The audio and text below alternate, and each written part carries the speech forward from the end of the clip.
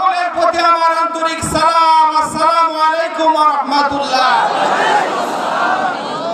আজকে রবের শুকরিয়ার কারণে সুদীর্ঘ 12টি বছর পরে আজকে মেহেরপুরে আমরা মিছিল করতে পেরেছি। এই সময়ের ভিতরে আমাদের তারিক ভাইকে শহীদ করা হয়েছে।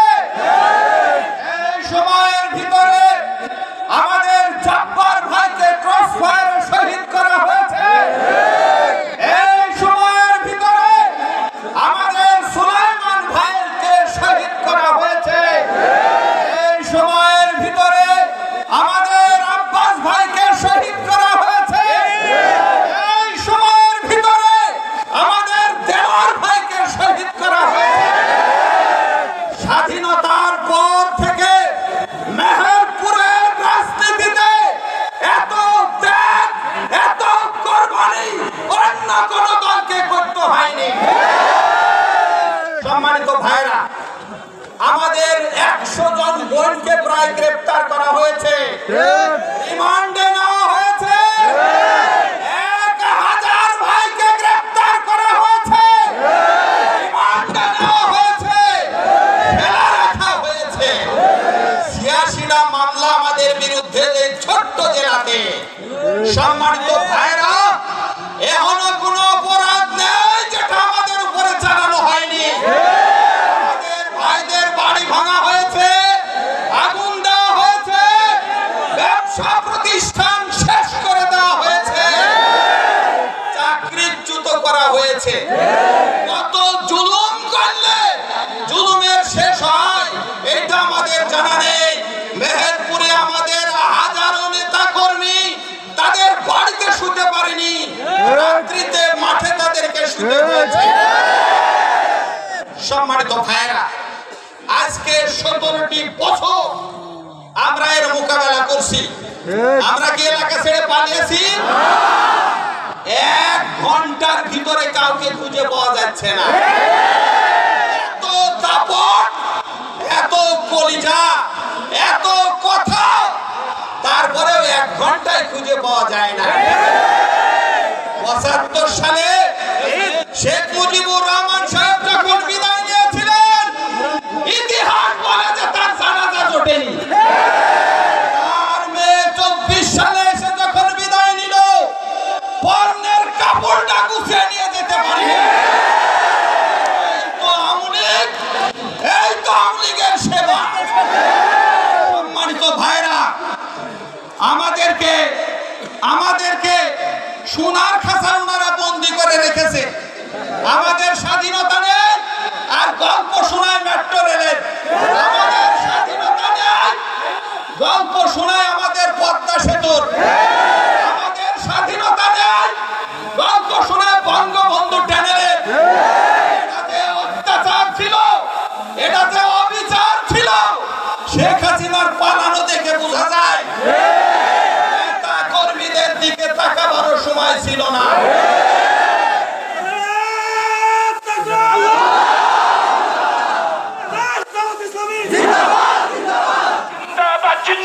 সম্মানিত ভাইরা, জামাত ছিল, জামাত আছে, জামাত থাকবে। আজকে আমরা দাবি জানিয়েছি বর্তমান সরকারের কাছে, যারা এত অত্যাচার করলো, যারা জুলুম করলো, জুলাইয়ের শেষ থেকে আগস্টের 5 তারিখ পর্যন্ত যারা অস্ত্র হাতে নিয়ে, বন্দুক হাতে নিয়ে, লাঠি নিয়ে যারা অত্যাচার নির্যাতন করলো, এখন সময়ের দাবি তাদেরকে নিষিদ্ধ করতে হবে। বাংলা থেকে তাদেরকে নিষিদ্ধ করতেই হবে। আমাদের সম্মানিত 11 জন নেতাকে জুডিশিয়াল কিলিং, বিচারিক হত্যাকাণ্ডের মাধ্যমে হত্যা করা হয়েছে। আমরা তার বিচার চাই। আমাদের সম্মানিত আমিরে জামাত বলেছেন, আমরা আপনাদের প্রতি উদারতা দেখাচ্ছি, এইটা দুর্বলতা ভাববেন না। দুর্বলতা ভাবার কোনো সুযোগ নাই। আমরা আমাদের তারিক ভাই শহীদ হয়েছে, যে সমস্ত নেতৃবৃন্দ ঠান্ডা মাথায় বসে পরামর্শ করে প্রশাসন দিয়ে ক্রস ফায়ার দিয়েছে, আমরা তাদের বিরুদ্ধে ব্যবস্থা নেব। ক্ষমা মানে সাধারণ সবার ক্ষমা নয়। আমরা যদি এখনো ক্ষমা করি, আল্লাহ মনে হয় মেনে নেবে না। ঠান্ডা মাথায় যারা খুন করলেন আব্দুল জব্বার ভাইকে, ঠান্ডা মাথায় যারা খুন করলেন আমাদের দেলোয়ার ভাইকে, ঠান্ডা মাথায় খুন করলেন সুলাইমান ভাইকে, মিছিল থেকে গুলি করে হত্যা করলেন আমাদের আব্বাস ভাইকে, এই খুনের যদি আমরা বিচার না করি, বিচার না চাই, রবের কাছে আমাদের জবাবদিহি করতে হবে।